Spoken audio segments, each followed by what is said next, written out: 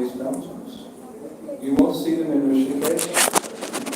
Their eyes has become overpopulated, and their yoga path is one of silence, actually, and loneliness.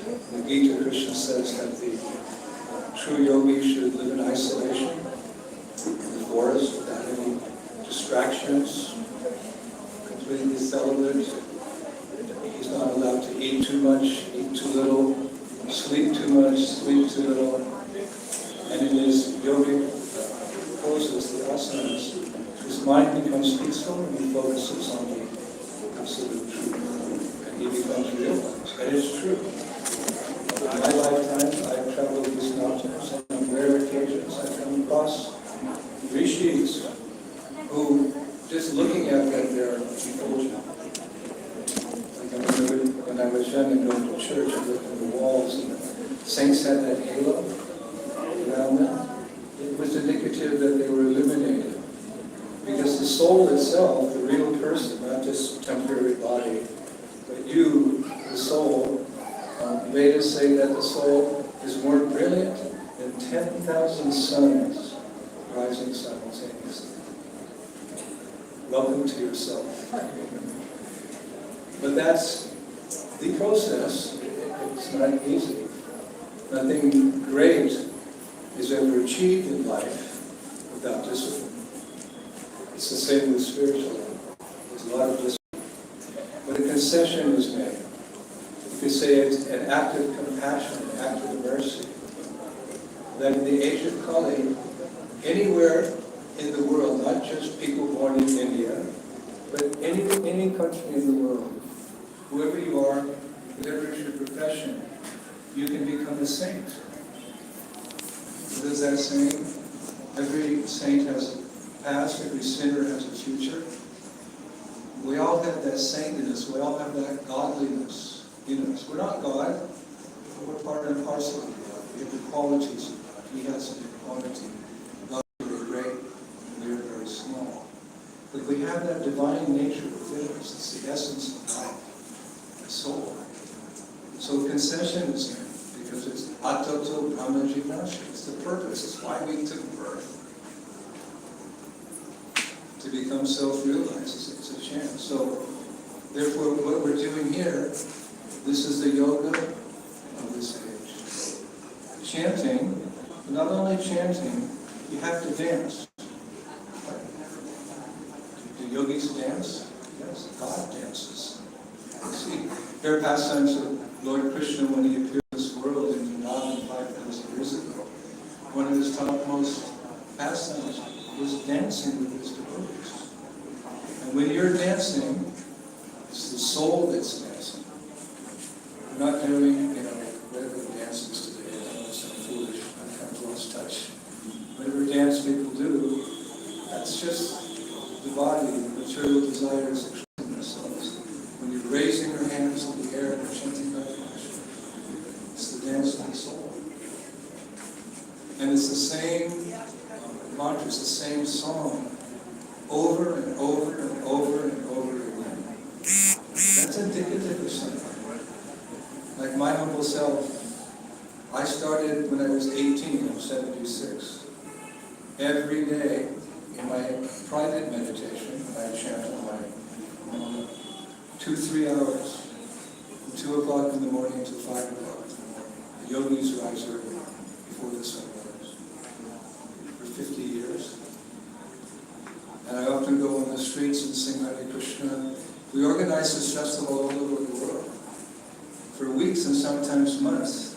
It's just hours and hours. Hare Krishna, Hare Krishna. You take any song, there's so many songs, past and present, that are beautiful. They're meaningful. And they touch a chord in the heart. But generally they're about something of this world. I love you, I lost you, I miss you. It's popular. But it doesn't last very long. It doesn't touch the soul. But this is a transcendental sound vibration. This mantra is not of this world. This mantra, like the Ganges, descends from the spiritual sky It flows. Kali Kali Nam Root Krishna Prataksha flows down to the higher planetary systems, to this Earth's planet, which is in the middle of our universe, according to Vedic science, and then downwards to the lower planetary systems. And anyone who comes in contact with it, Cheto Hatanimarjava. The obstacles to life, like lust, anger, greed, avarice, these are all obstacles to developing divine love. Situated in your heart is a golden seed of love. It's always there.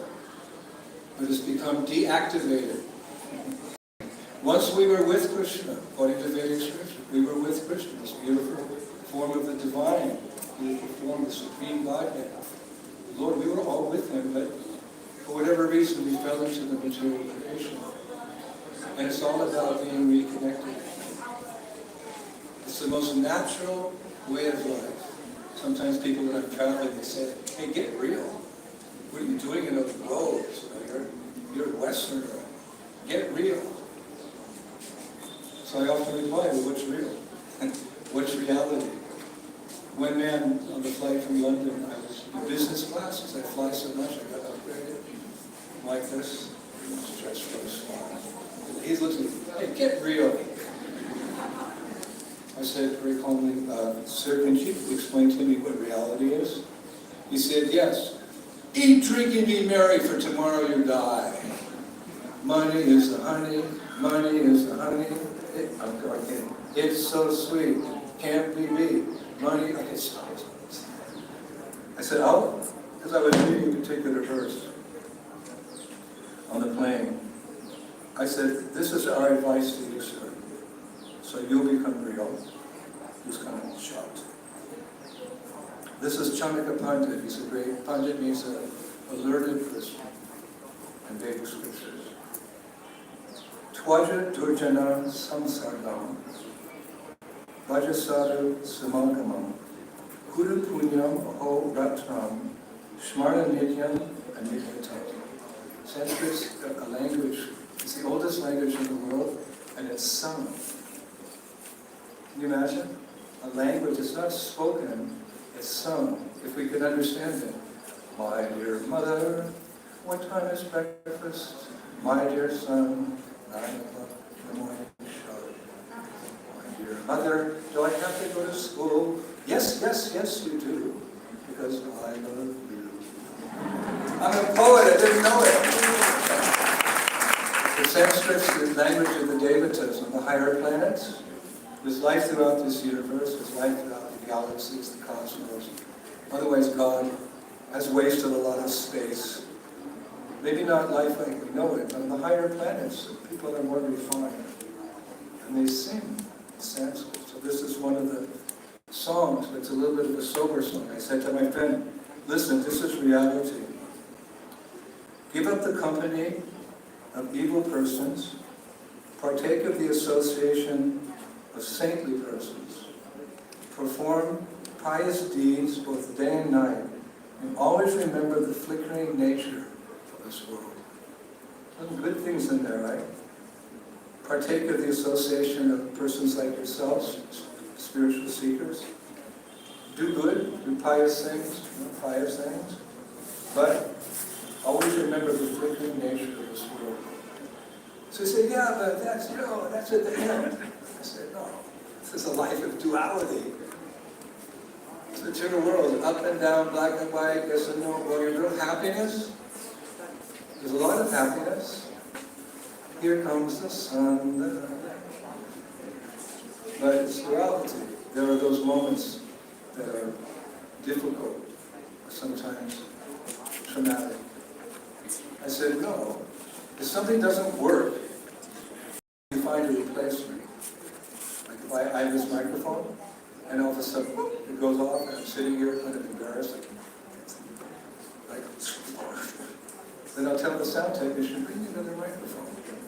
So if something's not working, find an alternative.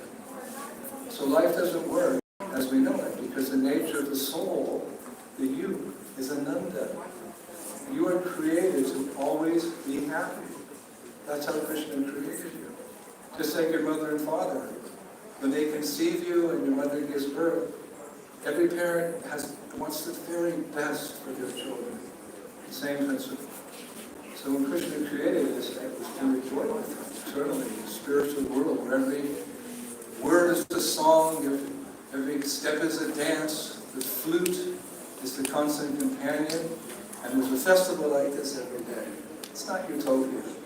It's real, because realized souls come from time to time in the history of the human race, and they teach as much as people of that time in history can understand. And here in India, we're going back eons and times to the deepest spiritual truths that are revealed through these scriptures and through the saintly persons. So it didn't make much of an impact on my friend. My friend, at least I had someone to talk to. So he said, yeah, but you just tolerate. I said, no, that's plan B. Plan A is to go back to that world where life is eternal, full of knowledge and bliss. He said, I don't get it. I said, okay, I'll tell you a story, and I'll share it with you too, just briefly. It's the story of Lord Buddha. Now, Buddha in Sanskrit means two things. Sanskrit words can be interpreted in different ways. It means the enlightened one. Buddha was enlightened. It also means the intelligent one. And the definition of intelligence according to Vedic scriptures is to see things as they are. See things in the proper perspective. So I said, I want to put your consciousness in the proper perspective here about life. And maybe you'll want to make the change, like me. And then, if somebody asks you, get real. He said, okay, what's the story? I said, actually, Lord Buddha is a famous personality. I mean, even in Western culture, there's statues, there's paintings, most people know about Lord Buddha. As a renunciate, sitting in meditation, in samadhi, totally peaceful, completely self-satisfied. I said, but he wasn't always like that. Buddha was born in a royal family. Did you know that? He was born in a royal family. His father was king of the land. And when he was conceived, his father, the king, told the queen, I don't want our child to ever see the miseries of this world. Because they're prevalent here, there, and everywhere. I want him to always be happy. So before he's born, or she is born, all the people who are in stress and anxiety, outside the wall of the city. Actually, this is historically happened. All the old people, those old age means, like I've got a third leg here now, I can't. I was young, I could run like the wind. But now Jara is there, old age. She's the wife of Ricky, Dad. So there's old age, anyone who was sick, anyone who was in anxiety, and even had a cold, achoo, out! So the boy, he was a boy, he was born. And he grew up in this idyllic kind of artificial situation. He grew up, he never saw any suffering. And he was a happy-go-lucky boy. 5, 10, 15, he'd wander, everything was paid for, kind of spoiled. Never any difficulty, never saw anyone suffering. But his father told him, you can wander the kingdom as much as you want, but don't ever go outside the walls. He's always wondering as a teenager, why can't I go outside the walls? I'm getting a little claustrophobia here. So one day he's walking with his servant, and they come up to the main gate. It's a huge wall. The whole city was high wall, massive gate. And the prince, he said, I don't want to go outside the wall. And the servant said, no, your father, no, we can't. I want to go outside and see. No. If you don't take me outside, I'll have your head. The servant opened the door. And the prince looked out, it's so beautiful. It was in a forested area. There were swaying trees, and birds singing, and deer. hopping here and there, beautiful lakes, butterflies, bumblebees. He said, I want to go for a walk. Why didn't my dad let me come out here all these years? He was 17. So I said, no, we're going. We started to walk. Over the beautiful morning, over the beautiful rain. Dad used to sing this. Everything's coming up roses, everything's going my way. I remember very clearly having something. But they walked a little distance, and suddenly they came to a peepal tree. And in India, it's a suspicious tree, so in the olden days, women would give birth outside in nature, under the peepal trees. Here's a woman giving birth. And birth is neither easy for the mother or for the child. And she was just before the birth, and the baby got, we come out crying, right? Impressions are the most important. Welcome to the material world. So the prince said, what is this? So the servant said, this is birth. This is the first reality out of 4 in the material world. No one can do it. Even with science and technology. Okay, all right. He became a little sober. They walked a little further. An hour later, they came across someone suffering with leprosy. I've been to leper camps in Asia, at least. One time here in India. It's a terrible scene. It's not very nice. We went there to chant Hare Krishna, and all the lepers were amazing.